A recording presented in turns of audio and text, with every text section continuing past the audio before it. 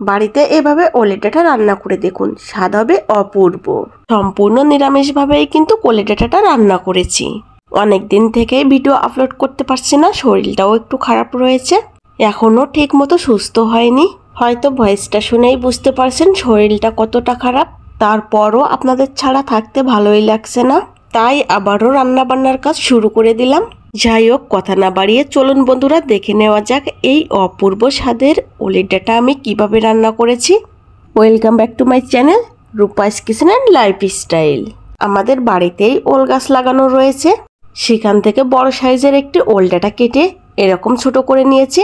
ওল ডাঁটা থেকে খোসা ছাড়িয়ে আমার পছন্দ অনুযায়ী ওল ডাঁটাগুলো টুকরো করে নিয়েছি। আপনারা আপনাদের পছন্দ অনুযায়ী ওল ডাঁটাগুলো কেটে নেবেন।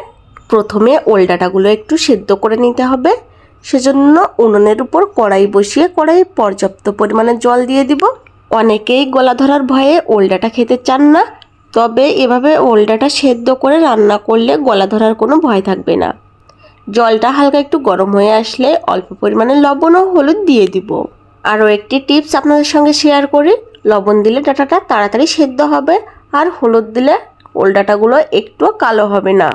ওল ডাঁটাগুলো খুন্তি দিয়ে নাড়াচাড়া দিয়ে ঢাকনা দিয়ে ঢেকে প্রায় 10 মিনিটের মতো সেদ্ধ করে নেব। মাঝে মধ্যে ঢাকনাটা সরিয়ে খুন্তি দিয়ে একটু নেড়েচেড়ে দিতে হবে, যাতে করে ওল ডাঁটার সব দিকটা ভালো মতো সেদ্ধ হয়। ওল ডাঁটাটা ভালো মতো সেদ্ধ হওয়ার পর জলটা ঝরিয়ে নিয়েছি। এবার ডাঁটাটা রান্না করে নেওয়ার পালা। ওল ডাঁটা রান্নার জন্য কড়াইয়ে পর্যাপ্ত পরিমাণে তেল দিয়ে দিব। তেলটা গরম হয়ে আসলেই একটি শুকনো মরিচ, একটি তেজপাতা, গরম মশলা ও গোটা জিরা ফোড়ন দিয়ে দিব। মশলাতে যখন ফোড়ন চলে আসবে তখন হাফ কাপ পরিমাণে নারকেল বাটা দিয়ে দিব। আমি নারকেলটা একটু গোটা গোটা রেখেছি, তবে আপনারা চাইলে ব্লেন্ডারে দিয়ে নারকেলের পেস্টও বানিয়ে নিতে পারেন। যতক্ষণ না পর্যন্ত নারকেল থেকে দারুণ একটি ফ্লেভার বের হচ্ছে, ঠিক ততক্ষণ পর্যন্ত এভাবে নারকেলটা ভেজে নিব। এতক্ষণ নারকেল থেকে দারুণ একটি ঘ্রাণ ছড়িয়েছে। আর ঠিক এ পর্যায়ে স্বাদ অনুযায়ী শুকনো মরিচ বাটা দিয়ে দেব। স্বাদ অনুযায়ী লবণ ও পরিমাণ মতো হলুদ গুঁড়া দিয়ে মশলাটা আবারও একটু সময় কষিয়ে নেব। মশলাটা কষিয়ে নেওয়ার পর আগে থেকে সেদ্ধ করে জল ঝরিয়ে রাখা ওল ডাঁটাগুলো মশলার উপর দিয়ে দিব। খুন্তি দিয়ে নেড়েচেড়ে ওল ডাঁটার সঙ্গে মশলাটা ভালো মতো মিশিয়ে নিব। আমি মশলার সঙ্গে ওল ডাঁটাটা বেশ কিছুক্ষণ কষিয়ে নিয়েছি। এবার আমি 1 কাপ পরিমাণে নারকেলের দুধ দিয়ে দিব। যতক্ষণ না পর্যন্ত নারকেলের দুধটা শুকিয়ে তেলটা উপরে উঠে আসছে, ঠিক ততক্ষণ পর্যন্ত এইভাবে ঢাকা দিয়ে রান্না করে নিব। মাঝে মধ্যে খুন্তি দিয়ে নেড়েচেড়ে দিতে হবে, যাতে করে কড়াইয়ের নিচে লেগে না যায়।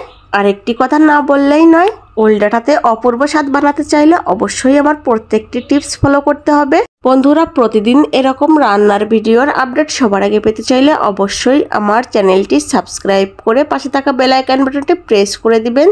ওল ডাঁটা আমি ভালো মতো কষিয়ে নিয়েছি, এবার ঝোলের জল দিয়ে দিব। যতক্ষণ না পর্যন্ত জলের ঝোলটা কম হচ্ছে, ঠিক ততক্ষণ পর্যন্ত এভাবে রান্না করে নিব। কাঠের উনুনে রান্না করছি, সেজন্য কিন্তু বেশিক্ষণ লাগেনি রান্না করতে। 4-5 মিনিট খুব জোরে জাল করলেই জলের ঝোলটা শুকিয়ে গেছে। ওল ডাঁটা রান্না প্রায় শেষের দিকে।